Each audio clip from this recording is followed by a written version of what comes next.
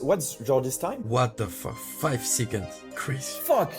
Kiki beat me. Yeah, I know everyone almost. Okay, that's Wow. cool. At least I beat Grafton. I bet Kenobi. I can maybe spend some time with you on the weekends. We should do a similar game with Replit with an AI, with a simple, BIP 39, 12 words seed, and you show it for a few seconds, and you let people in your podcast try to fill as much words as they remember.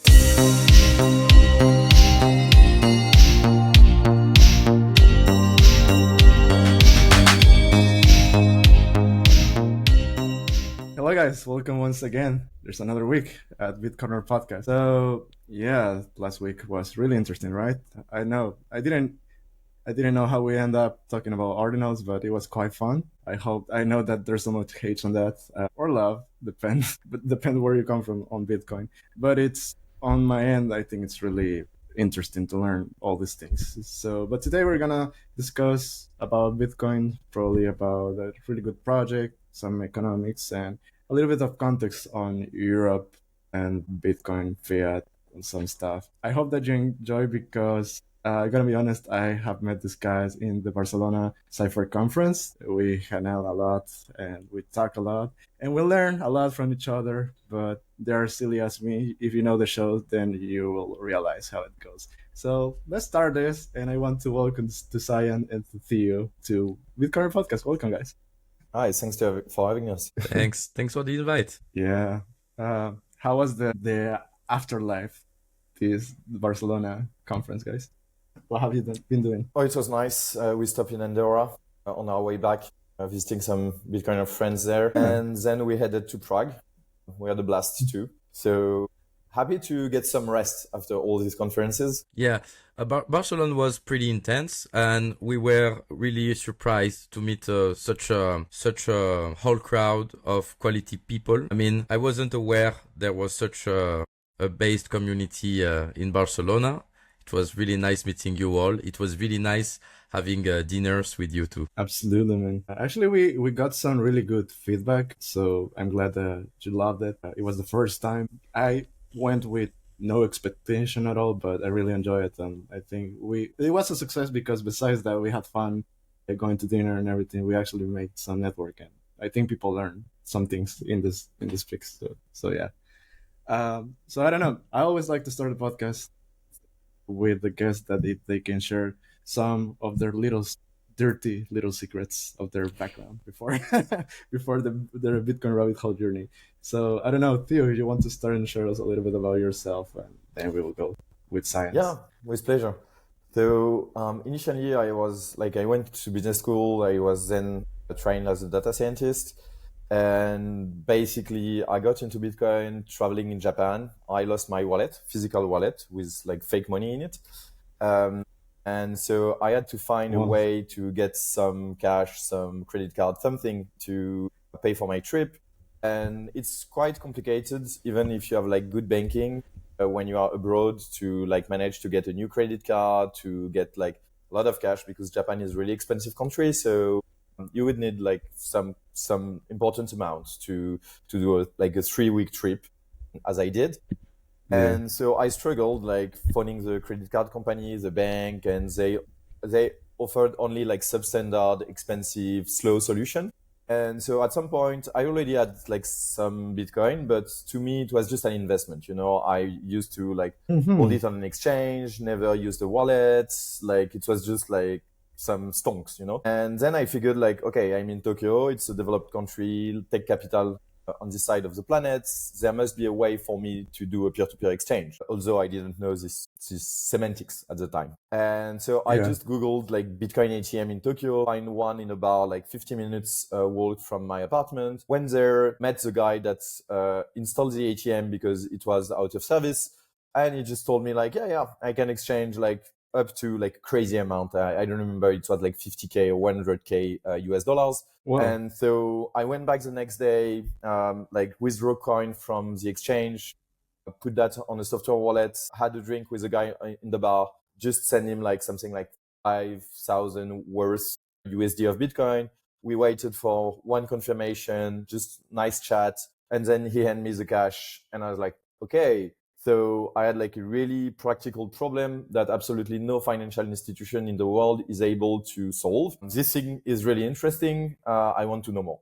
That's basically how it started. That's awesome, man. What about you, Science? Do you also lose your wallet? You are muted. You're mute, man. You're mute, man. Oh my God. Sorry about that. No My worries. story with Bitcoin actually starts like most people will tell you about their first encounter with Bitcoin, and it's the second drink and they start lying. But actually, that's the real story. My first encounter with Bitcoin was, I don't know if you have if you ever know how was it called? Open Bazaar. Do you know Open Bazaar? It was a self-hosted. No, what is that? It was I'm a using glasses because self-hosted. you're using your glasses, by the way. It's a self-hosted shop that you have to self-host on a Raspberry Pi, basically. And I think it was 2014 or 2015. But I was selling palm trees, small palm trees, germinated palm trees on this Open Bazaar shop, and it was using Bitcoin as a currency, right? By default. Back in the days, by the way, I felt more the medium of exchange vibe, because you could go in the hood and exchange the Bitcoin for cash very easily. Then later, institutionalization made it impossible. You had to go in physical desks with the ID and stuff. But back in the days, at this time, I was just exchanging Bitcoin for cash like that, and it was really nice. I had no idea what Bitcoin was. It was just a medium of exchange on the internet. I didn't know what was a Year do medium you of say exchange. that it was? What year do you say that it was that? The year that you were doing all this in? Just for context. Sorry, man, I didn't get you. The year that you were... I think it was 2014 or 2015, probably 2015. Okay. And yeah, basically I had no idea what was store of value, medium of exchange, whatever. I was just doing that, and I can tell you, I wiped down computers with wallet.dat on the desktop. I had no idea what I was doing. And then I never heard, after I stopped doing this activity, I never heard of Bitcoin again. I think I mined, Ethereum with GPUs at the very beginning, and I probably swapped some Ethereum for Bitcoin because I already used it before. But anyways, I didn't believe in any of this shit, and I was selling everything. And because of that, and because I was full of anger because of the price pumps after, I decided I don't want to hear anything about crypto anymore, ever. And I actually came back to Bitcoin by another way, totally different. During the COVID crisis, I was searching like Neo for an escape of the Matrix. What the fuck is happening? And I was watching a lot of content, and it appeared to me that Bitcoin might be one of the pieces to be free and to start taking back control on my life. So I got back on Bitcoin very late and very heavily, because when I understood it really, what it was, what was the purpose of Bitcoin, and what it could give me in terms of freedom, then it was all in, like, directly. But do you have like something specific that hit on you, like actually, because you said that it gave you liberty but yes. But what was it? Because normally we had like, I have seen that normally people have like a process, or they actually have like something that is, because of this. What was a process for you? I was working internationally, and during the COVID crisis, I was forced to stay at home. Like I think it was before that, I saw the truckers crisis in Canada. I was afraid of what the government can do to my money, to my activity, because I lost a lot of money on my Fiat activity back in the days because of the lockdown, etc. And I was really like, that's the right image, searching for a way to escape, like Neo, And it appeared to me that Bitcoin was a part of the solution, and geographical arbitrage too. This is why, as soon as I had the opportunity, I flew away from the country I was locked down to go in the Caribbean, where it was more freedom friendly. Like, you were you went to the Caribbean. Yeah. And do you have lockdowns or not at all? Oh yeah. when I flew, I flew to the Caribbeans, and the country where I landed, there was a lockdown, but no one respected it, so it was just perfect. What about you, Theo? What happened to you? Because I was here in Barcelona, and Barcelona was crazy. I mean, you can literally do anything. Just stay at home. So when this shit hits, I was in Paris. Fortunately, I had some like network connection that told me beforehand that this was happening. So I was able to escape during the first lockdown. Yeah, cool. So I just went to the countryside with my girlfriend at the time and a couple of friends, like in a big house. That was chill. That's awesome. But yeah, it totally like red pill me. And I was already like minarchist, Austrian economist, Bitcoiner, but not the full way, you know? And that totally shifted me to like full, let's defend the state, let's make Bitcoin like our escapes from the matrix, as science said. And then at some point I was frustrated with, of course, the vaccine mandates, the lies and stuff like that. So I decided to immigrate in Switzerland, which at the time didn't have that many restrictions. But it's also, even for a French guy, it's also complicated to immigrate there because, it's not a stupid country that lets anyone go in. You have to apply, you have to be decent, you have to not have criminal records, you have to show that you can sustain your way of life and stuff like that.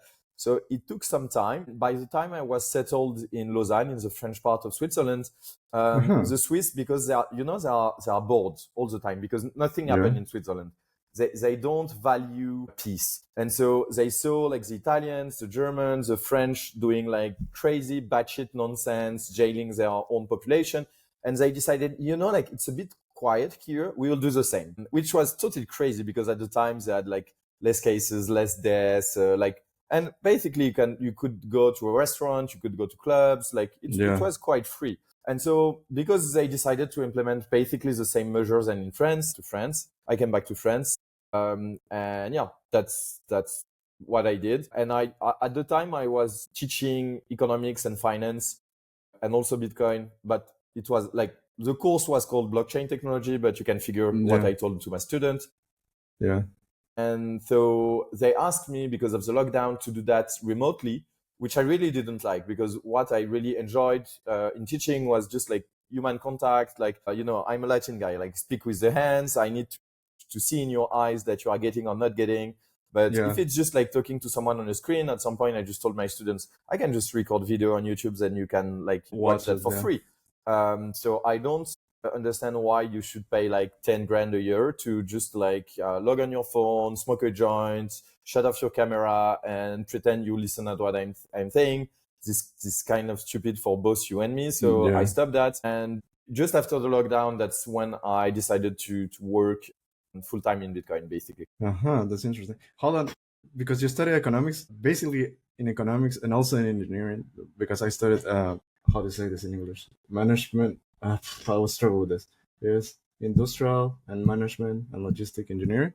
Yeah. So and when we talk about Bitcoin in university, we talk about blockchain as well. But like a way to know how to manage the information and the data in a very structured way, right? So it's different, but no in the sense of what Bitcoin actually is. So for me, it was very boring. It was actually until years later that I started listening to to Max Kaiser, and then my family also knew somehow about Bitcoin. That's how I get deeper into that, because I was like, all right, there's something on it. But my question is, in economics, my question actually is, what do you learn on that? Because normally what they teach you in university, I think it's like Keynesian economics, right? Not at all the Austrian economics. Yeah, so I was fortunate enough to never learn economics in school. So I have more an engineer scientific background. And so I didn't have any economic course before like masters, and then it was more like geoeconomics, like understanding like oil dynamics and like currency wars and stuff like that. So it's a bit more practical. It's a bit bullshit also, but it's a bit more practical. It's more when I discovered Bitcoin that I felt my lack of knowledge in terms of like finance and economics, and I decided to learn it by myself. So I read a bunch of books, and at first I was advised to read like Keynesian stuff, but it didn't make sense to me. And so I decided to pick another book and another book. And at some point, I went from Keynes to Friedman to Hayek to Hoppe to Amos. And so it was really helpful, first because I was not polluted with what my friends, for example, were taught when they were like 16, 17, 18, stuff like that. So it was easier for me to think about these subjects from first principles. And also I had the chance to be able to compare the different theory and their methodological grounds. And so it was not that difficult to understand that, yeah, like these Austrian guys makes way more sense than or even the classical economics, like Bastiat, Jean-Baptiste Say, or like Adam Smith. Whereas I feel that if you spend like 2-3 years learning economics at school, it's really difficult to unlearn the bullshit that you have learned. Absolutely. For me, it was a blank page. And when I entered in Bitcoin, like the period we discussed before, like the first lockdown, basically I met a lot of awesome Bitcoiner online. Yorick de Montbin, he's a prominent Bitcoiner in France. He's basically a high civil servant auditing the state, but really based, Austrian economist, really well versed into political science, economy, libertarianism, and also like Alan Farrington from Scotland. I joined like Safedin University when it opens and stuff like that. And so just during the lockdowns, like you had a lot of time, so I could like just like read books and books and books and books and discuss them with these guys who already were like deeper into the rabbit hole than me. And so I was like reading some stuff about like, I don't know, like property rights or like some market mechanisms or like theory of money. And then I had the opportunity to just like discuss these topics and figure out what I didn't understand and debate with these guys online, which is like the best like economic teaching that you can hope to have. Absolutely. And when do you start, guys, to work actually 100% in Bitcoin? What about you, Science? When do you start? I told you the day I came back to Bitcoin by the, let's say, political way or as a tool of freedom, I went like 100%. Wow. All of my fiat, all of my money went into that. And since then, all of my money go into that. I think COVID, I don't know if we should say COVID actually for your podcast. Yeah. But I think this period radicalized a lot of people, not only me. And I was wondering, by the way, did it radicalize you? In which sense? In which sense? Like doubling down on Bitcoin and wanting to do... Yeah.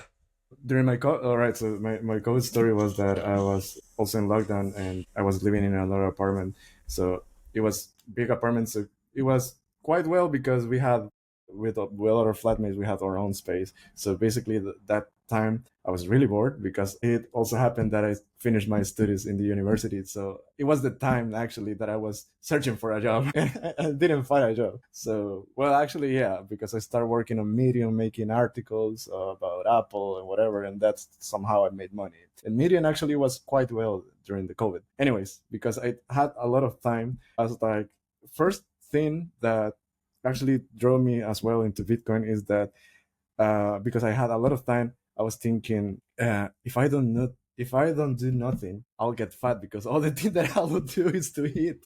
So I started working out and whatever. I was really in shape that back then. But I also was watching, I think the name of the show is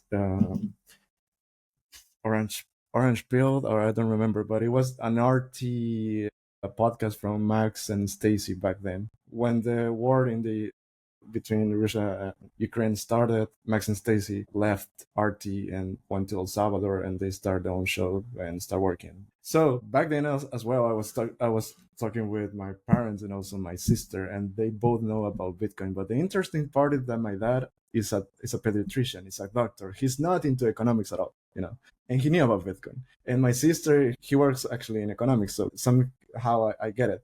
But I was really interested how my dad knew about that. So we start talking because we had nothing to do. And because of that, I also find out that my dad was also watching Max and Stacy podcast, which was great.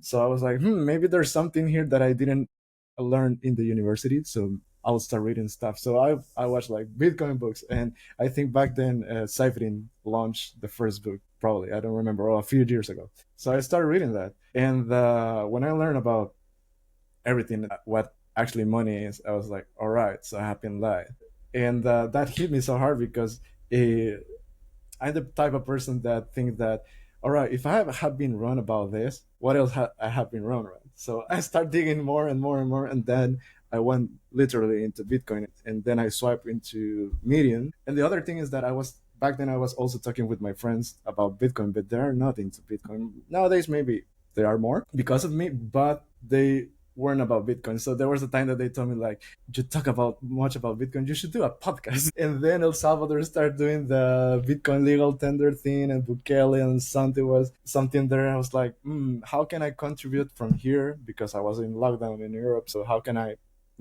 couldn't even go back to El Salvador back then.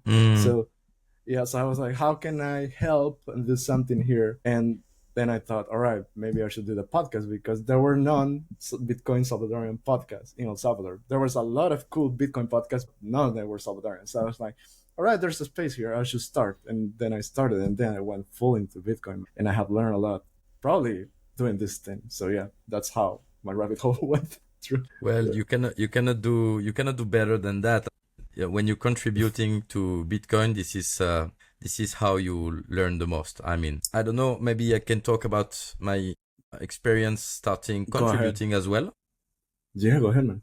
I'm ashamed, right? But even after this COVID era, I told myself, okay, I need to work in that space somehow. I don't know. But I contributed first because, money is raining with the shitcoin projects and stuff. It was really easier to contribute into shitcoin Yeah. companies or whatever. And Yeah. I understood like straight it was bullshit. And most of the time there were scammers and stuff, until I found a company in the Silicon Valley working on some kind of tokenized financial products and stuff. I Uh-huh. was say, okay, this seems legit. It was not. I was bored, and this was the time I discovered local Bitcoin meetups. And I went in Marseille Uh-huh. Bitcoin meetup, and it was Fanis Michalakis. Hi, Fanis Michalakis. I did 2 meetups with him. And I say, fuck it. I came back home. I told my wife, I quit my job.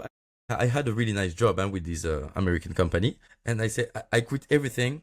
I'm going to work in Bitcoin. I don't know what I'm going to do, but I'm going to do only Bitcoin. And yeah, I think I started originally translating stuff, video editing. Yeah, video edition. And then I started consulting also in marketing and sales, because I think that's something that the space lacks. Like people Absolutely. in the Bitcoin ecosystem, they are really, really into tech, dev, and sometimes they are disconnected from the market and their target. Maybe sometimes they need to code less and listen to the market more. Absolutely. Yeah. And then I want to move forward a little bit, because then by the way, guys, I have a game in the podcast that we're going to do in a few minutes, but I'll let you know about that. So yeah, moving forward a little bit, you both work in Bull Bitcoin? I know about you, but what about you guys? Or you're just a contributor, or you just love the project?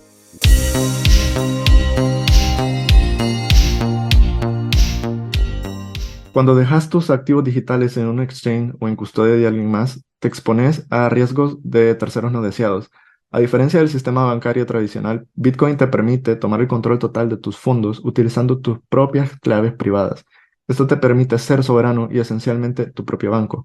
Al tomar el control de tus Bitcoin, puedes evitar riesgos innecesarios de terceros.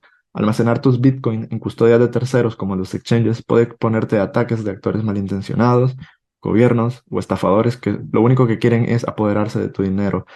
Las billeteras de hardware aumentan la seguridad de tu billetera porque tus claves privadas se almacenan en un dispositivo especializado que no está siempre conectado al Internet.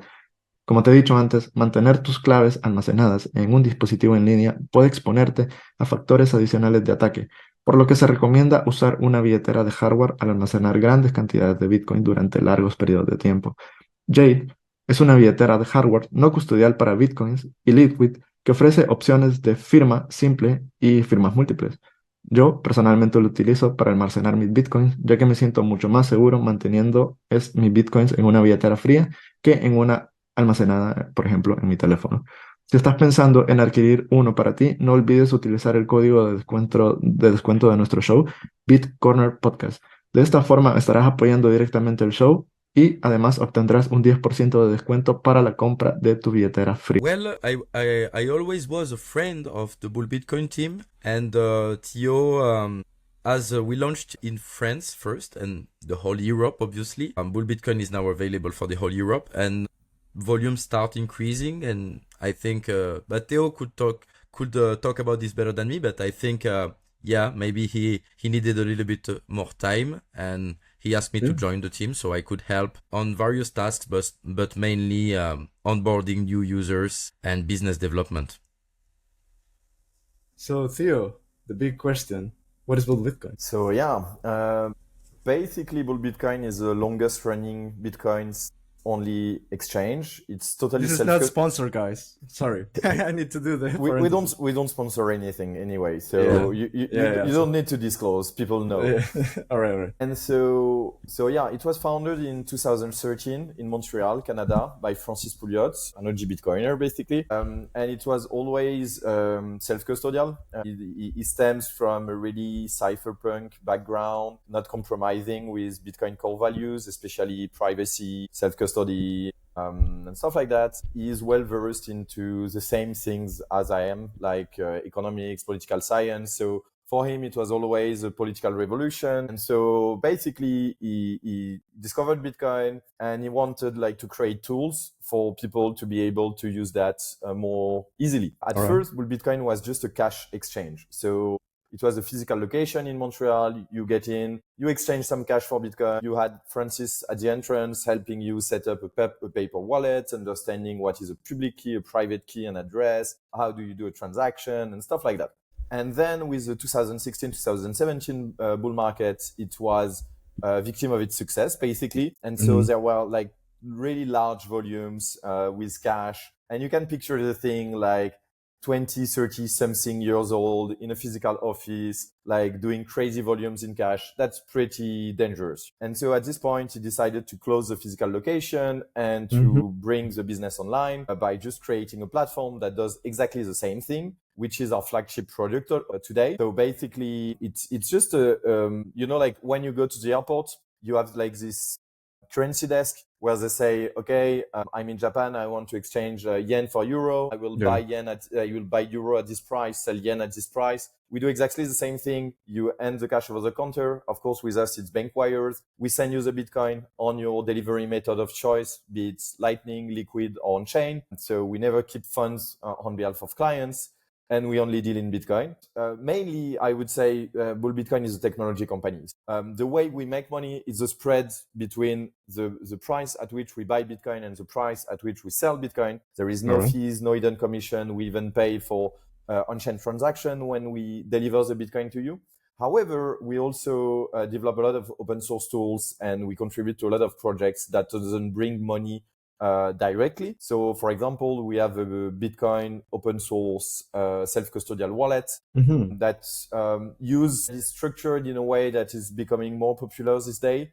So basically use Bolt's atomic swap to swap liquidity from Liquid, Lightning, and on-chain to allow you to have a self-custodial Lightning experience without having to manage liquidity and lock Bitcoin into Lightning channels without having to run a Bitcoin Light node on your phone, which is kind of difficult. And it has a lot of advanced features, like you can run it through Tor, you can connect it to a distant Electrum server, you can do coin labeling, you can do coin selection. We also announced a new feature in Prague through Francis' keynotes that is called Recoverable.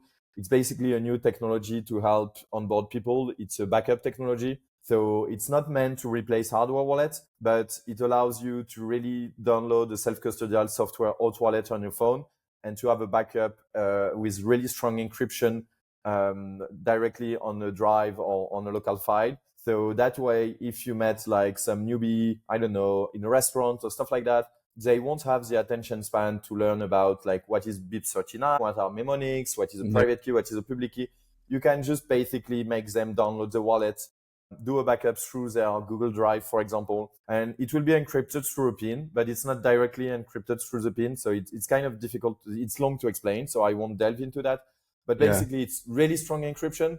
But from the user side, if you remember the pin, you will always have access to the fund, and it's impossible to brute force. And Bull Bitcoin is not a single point of failure in the mechanism. So it's quite robust in terms of security, and it's also really easy to use, even if you're not a Bitcoiner. Mhm. So that's the kind of the software that we try to build. It won't necessarily bring us money directly, but Francis' vision for Bitcoin is like, it's freedom money, it's fuck you money, it's internet magic money.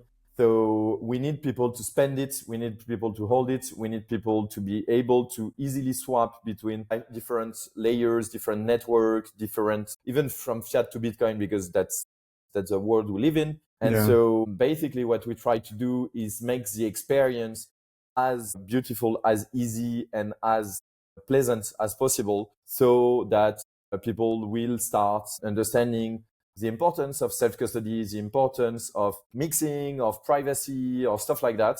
And the only way we can do that is creating tools that are on par with custodial tools in terms of user experience, but that don't compromise these kind of values. All right. And you mentioned that you use atomic swaps, so that it means that you're non-custodial, right? Because when you do atomic swaps, it's absolutely... it's a totally self-custodial wallet. So the way it works... You work, by the way... Sorry that I interrupt. Yes. No problem. Yeah, we work with Bolts. They are really good friends of us. We contributed to the swap library. And I think we are one of their main users. You also have other wallets, of course, using Bolt's atomic swaps, and you can also access the swaps directly, Yeah. But it's just like really good technology, I think. Like, when Lightning started to be a thing, basically during COVID, it was like the promised land, It was oversold. And if you had the same experience as me of trying to run a node, manage your own channel, access your node remotely and stuff like that, you would understand that for a non-technical person, it's really difficult. It's time consuming. And also it doesn't scale really well, because at the end of the day, Lightning is really complicated technology. Payments can fail for many reasons. And so if you want reliability, you will prefer go through fat, well-managed node with like big channels, a lot of engineers that can debug stuff like async, like our nodes and stuff like that. And so basically Francis' vision, which I share, is that Lightning is awesome, but Lightning is a settlement technology. It's not a payment technology. Lightning is basically the bridge that we will use to send money between all the tech providers, different layers, even like DeFi applications that we will then build on Bitcoin when we will have the composability to do that. But it's not like a pleb tool to pay for your coffee. For that, you can just use swaps. Well, I would like to add something here. Go ahead. I'm not a tech guy. I mean, I don't work in dev or whatever, but I'm kind of tech savvy. And yeah, I was managing my own node. I also use Phoenix, which I think is awesome for intermediate to expert users. But then I discovered the Bull Bitcoin wallet myself, and I was skeptical at the beginning, but when you use it, it's so convenient, and you don't have to manage a node. If you receive a lot of payments, you will not be charged for enlarging the liquidity channel or splicing in, splicing out, etc. Well, you understand quickly that, wow, if I need to onboard someone at the restaurant or whatever, it's so... Which we did. Do you remember? Yes. No, not with Bitcoin Bullet, by the way, guys. No, we didn't do Bitcoin Bullet. We did it with Wallet Satoshi. I don't remember, but we onboard someone.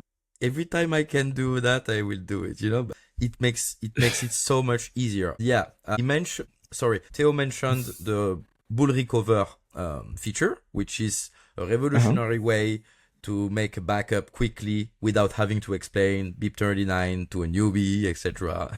Crisis, the guy is already wondering what the fuck are you talking about? But everything with our product is made so it can be easy for beginners to handle, but we have all the features needed for experts. That's the DNA. One way you could summarize this is end-to-end. If you think about the user experience, I get into Bitcoin in a self-custodial way. I have to back up. I have to pay, I have to swap, I have to spend, I have to stack sats, I have to DCA, I have all these actions that over like my Bitcoiner life, I will have to do. And so what we want to do is make that as easy, intuitive, and accessible as possible for everyone without compromising on the values that we discussed. So once all these product suite will be finished, let's say, because there are all still parts here and there under development, and we are still fixing bugs here and there, either on the platform, the wallet, shipping new functionalities. Basically, the idea is that on your phone, in under 2 minutes, you will be able to have a wallet, have a backup without understanding all these complex topics in a self-custodial way, to be able to purchase Bitcoin, to pay anyone to any bank account in the world by spending Bitcoin, to receive payments through Lightning, through Liquid, on-chain, to do pay joins, to do swaps, to do stuff like that. So basically, you would have everything in one app, one-stop shop from your phone, and without needing to be a shadowy supercoder, as the cool kids say these days. I was thinking about, I'm going to play devil here, guys, because probably if someone wants to be on board, also needs to make hard questions. So I'm going to make hard question that if I will be on board on here, let's say in Europe, because you say that you're around the world, but let's say in Europe, that Europe, as we know, love Bitcoin. No, they hate it. So how do you deal with, what is the name of the regulation? MiCA. Exactly. How do you deal with this all things? Because here in Europe, I feel like every single year is going crazier, more into CBDCs and less into Bitcoin. They're going in that not right direction. Yeah. So let's say that we have a company policy to adhering to the letter of the law, because that's a requirement for us to continue operations. We cannot just say, okay, this thing doesn't exist, even if we want to sometimes. But there is a difference between the spirit of the law and the letter of the law. So one of Francis' main talents is hacking the legal system. All right. I'm not saying that because he's my boss. I would praise him for being one of the best non-licensed lawyer in the world. He's really good for like reading a regulation and being, if we do it that way, then we don't have to give up user data. We don't have to enforce this stupid bullshit, but we can still argue that we are not breaking the law. So let's do that. So that's basically what we try to do. And sometimes you can do that. Like, for example, with MiCA, I will give you a practical example to illustrate that. With MiCA came something called the TFR, the travel rule, which basically states that for any transfer of more than 1,000 euros, the recipient should know information about the sender and stuff like that. So that's quite a pain in the ass when you are a custodial platform, because if, for example, I am on a custodial exchange and I want to withdraw like 2,000 euros worth of sats, and it's not my wallet, then I would need to prove, because of the law, that it's my wallet. So what many of our competitors decided to implement is to force the user to sign a message with his private key to basically kind of demonstrate that he owns the address on which the funds will be sent. And there is a lot of problems with that. First is the fact that you actually cannot know that it's the physical person that has been KYC'd that is signing the message, because it's just a cryptographic signature. So I could be using your laptop, Juan, and signing, yeah, it's Juan, send the funds. So basically it achieves nothing. The other thing is that I don't know if you guys ever did that, but going into like a hardware wallet companion and a software wallet and signing a message is not that easy. And for like intermediate and newbies, intermediate users and novice users, it's really poor user experience. And so the way we do that is, okay, we looked at the regulation and we're like, so all the things, all the crazy stuff like signing the transaction, stuff like that our competitors are doing are actually not directly mandated by the law. What they ask is to have two ways to know that the funds are actually sent to a wallet that is operated by the person that has been KYC'd on the platform. So the way we do that is two-factor authentication, but because it's a way to prove that you are actually the person that has created an account on Bull Bitcoin. And it's also a really good security measure. So two birds in one stone. And we put a little box that you tick saying when you do a transaction and you put your address to receive the funds, you just tick a box saying, okay, it's my address. And because you are logging with a two-factor authentication, it abides by the law. To my knowledge, we are the only one operating in Francistan or in like European Union at large that are doing implementing such light measure to abide to MiCA. The main problem that you will have if we take a step back is that most of these companies are run by compliance departments because they raise money, because they want to IPO at some point, because they have a lot of stake want to take risk. Your job in this kind of companies is covering your ass. So when the engineering team wants to develop something that will help basically abide to MiCA, it's the compliance guy that will write the specs. At Bull Bitcoin, it doesn't work like that for the simple reason that we never took outside money. We don't have any debt. It's Francis' company, basically. So he can do whatever the fuck he wants. And because he doesn't want to encroach on people's freedom and because he doesn't want to implement silly stuff that doesn't prove anything, as in the example I just gave you, he just tried to act the law. Going back to my example of, we will abide to the letter of the law and not the spirit of the law if we think it breaks cypherpunk's value, which is almost always the case when it comes out from... Last thing on that point, as you mentioned, European bureaucrats have an endless supply of crazy ideas to make you surf. So at some point, if we feel that it's not possible to wiggle our way around these constraints, we'll just change our business model, stop touching fiat, close shop in Europe. It's just like, for the moment, we can do that. We can still operate in a way that is acceptable to us. But we never know. Like maybe in 4 or 5 years, it won't be the case. And then we will just try to build freedom tools, but in a way that is less vulnerable to regulations. All right. Okay. Thank you for sharing the science. What Theo tries to say here is that we would prefer change business model or change country, change jurisdiction instead of giving one each and not accomplishing our mission. Our mission is to serve the client and the Bitcoiners, not to be the extension of the state, basically. By the way, I mean, Europe is Europe, but we have businesses abroad. We have businesses in Canada, obviously, in Costa Rica, Mexico, and soon we're going to open 3 jurisdictions. So if we have troubles in the future doing our job, simply our job in Europe, we can also expand horizontally in different jurisdictions.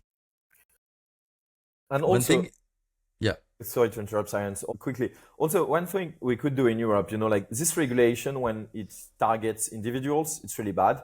When it's companies, I mean, like, you can KYC a company. It's a legal entity, Yeah. So at some point we could also decide like, okay, we don't want to be a big brothers like accomplice, but we can still run OTC desk and provide sell UTXOs to companies, that's okay with us. So there is always a way to find to adapt your business model to what these bureaucrats will come up with. Oh yeah, I can add something on top of that. Basically, Bull Bitcoin is, and I'm happy. I'm really happy joining the team because it's Bitcoin made for Bitcoiners by Bitcoiners, and it changes everything. Like earlier, Theo was mentioning the compliance departments of other exchanges or whatever.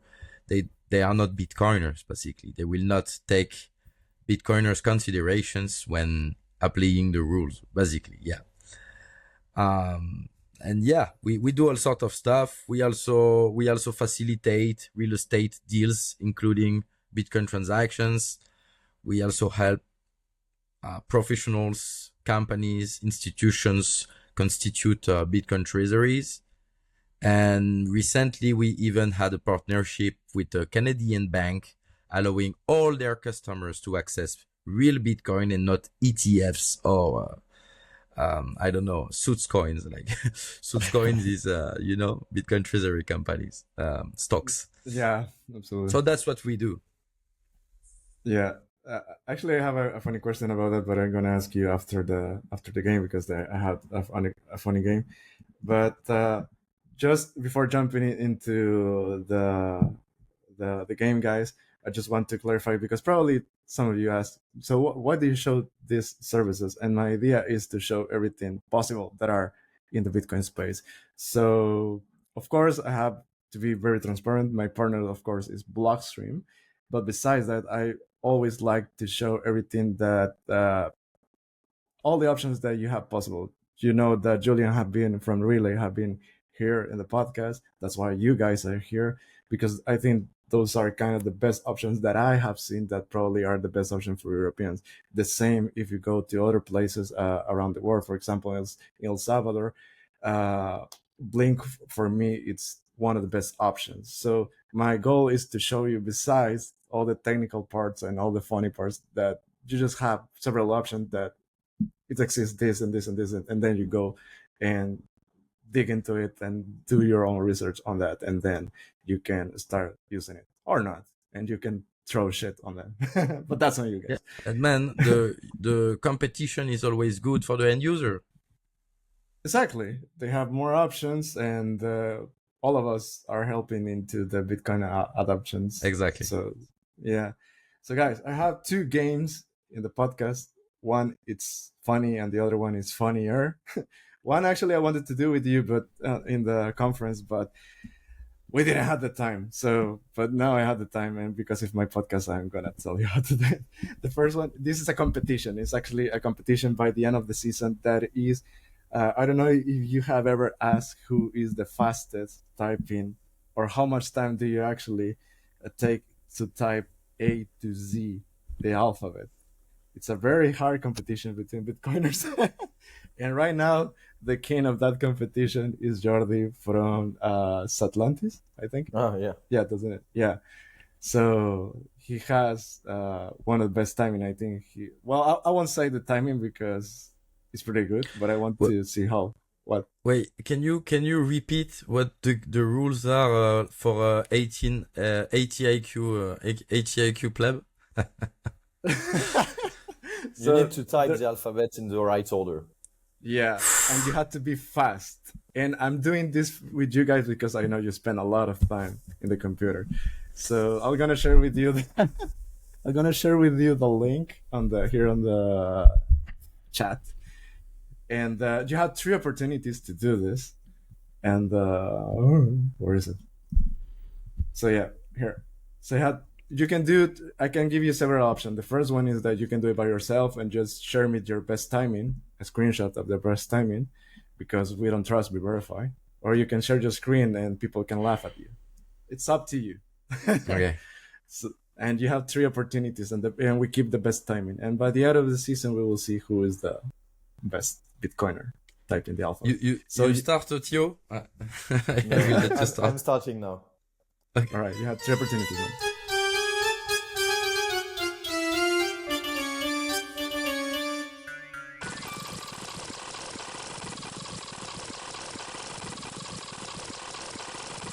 So I did 8.3, 7.6, and 6.9. Oh, that's good, man. Wow, that's a really good improvement. Normally people go worse. Oh, really? That's weird, because the more you do it, the easier it's for your brain to know where the keys are. I'm sure you would have asked me this outside of the podcast. I would have done better, but the pressure here is that's unsustainable. That's the thing. That's because you have the pressure of the podcast. No, I have done it. I have done this. It's so interesting, you know, guys. This is a social experiment because it's so interesting when you have the camera and when you hit recording, our personalities, everything changes. You have a pressure here. Even you know that you have post-production and you can edit some shit and stuff. But once you're in camera, it's another world. when you do it outside, people are so slow and Well, I'm sure. The problem, Juan, you met us in Barcelona. The problem is that if Science is on camera as he is in real life, we will go to jail. It has to be true. That's true. We cannot say what you do privately. What happens in Barcelona stays in Barcelona. Absolutely, yeah, agreed. I'm sure alone in the dark with the music loud, I can do better. Anyway, that's really funny game.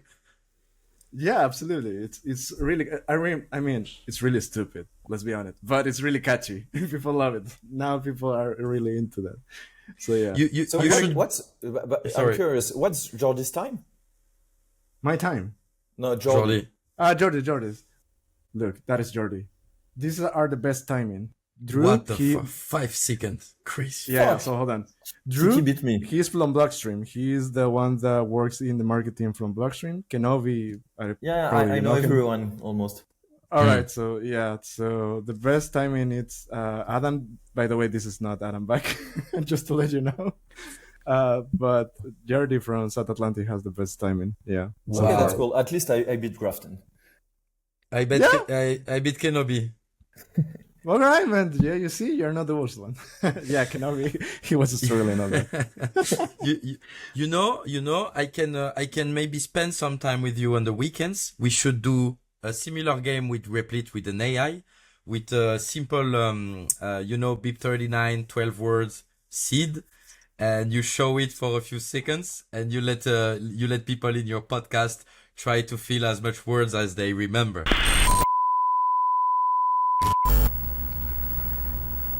Guys, so what I was explaining before this madness is that so the podcast, each episode has their own story, but the way that the podcast it has some continuity is that we make some connection within blocks or timestamps or whatever you want to call it, or a snowball effect. So the way that it works is that my previous guest have a question for my next guest. So my previous guest have a question for you, and you will have the opportunity to make a question by the end of the episode when we finish recording to my next guest, which I'm gonna record tomorrow. So, but this is the question from my last guest, which was Erin, that I think I told you before we started recording, that she is the host of Hell Money. She works in Ordinals. And prepare for the question because it can be really interesting. I would like to know both answers from Jorge. My question is, which is worse, ordinals or Bitcoin astrology? And why? And why? You have to also answer and why. Yeah, no problem. So definitely ordinals, for the simple reason that Bitcoin astrology doesn't block the chain with nonsensical transaction. Both are fictional things that doesn't exist really at the protocol level, but one is polluting, the other is just moronic. All right. What about you, Science? Okay, I will have the same take as Theo. I think I don't care about ordinals, and I think it's valueless. I mean, if you need to write on the blockchain special events or things for your family to remember, you can do an up return. I don't understand ordinals, to be honest. But Bitcoin astrology, if we are talking about trading Bitcoin with astrological signs or whatever, I think that's interesting. I think that's not worse than doing technical analysis. That's the Why? same. Why? Because both don't have any science background. Trying to guess the the entropy of the market, and yeah, if you prefer to use astrology instead of technical analysis, good for you, man. I think both are the same. All right. Fair. That's a good answer. Do you want to add something? Science? I precise that I'm not a trader. Maybe some people will say, okay, it's full of bullshit now because I have actual tools and stuff. But to me, it's the same. I could I could use astrology and technical analysis, drawing lines and stuff. It will be the same result. All right. Interesting. Good to know. Yeah. All right, guys. So we're gonna start wrap it up because I know that you had to leave, but Yeah. we have done almost an hour, more than an hour actually. Time flies. I think we need to do another because I also want to ask you about your thoughts here in Europe and France and all other stuff. But that's for another day. So I don't know, anything that you want to ask before I wrap this thing up and let us go. If you want to say something that probably I should have asked or not, is the time. Otherwise, we can start closing. From Theo Science. Go ahead. Well, Seb. own your money and stay sovereign. That's a good closure. Yeah, What about you, exactly. Theo? Yeah, thanks for having us. It was really funny, and yeah, we are UTXO dealers, so learn self-custody, spend Bitcoin. That's the way forward. And I can't wait to eat again the Rubia Galega with you, Juan. Yeah, yeah. So, anyways, guys, thank you very much for spending time with me, with us. We'll catch up. Hopefully, the Barcelona is always your home, so you can come. And yeah, guys, see you next week. I hope that you enjoy it. So, See ciao. ya. Ciao. See you. Ciao.